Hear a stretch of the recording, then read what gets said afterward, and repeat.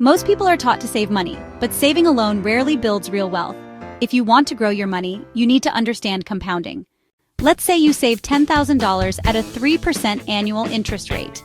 After 35 years, you'll have around $28,000. Now imagine investing that same $10,000 at 9% annually, which is close to the historical average for stock markets. After 35 years, that grows to over $200,000. And what if you manage 15% annual returns? Then your $10,000 could grow to over $1.3 million. That's the power of compounding. The difference between saving and investing isn't just big, it's exponential. Most people think money grows like this: 10,000, 15,000, 20,000.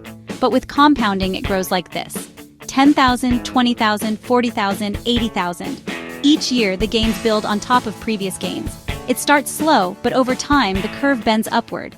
That's exponential growth in action. The key to building wealth is time and consistency. You don't need to invest a lot, just early and regularly. Even $200 a month at 9% annual returns can grow to over $400,000 in 30 years. Start early. Let time do the heavy lifting. Don't just save, invest smart. If you like this video, subscribe for more clear investing content, no hype, no noise.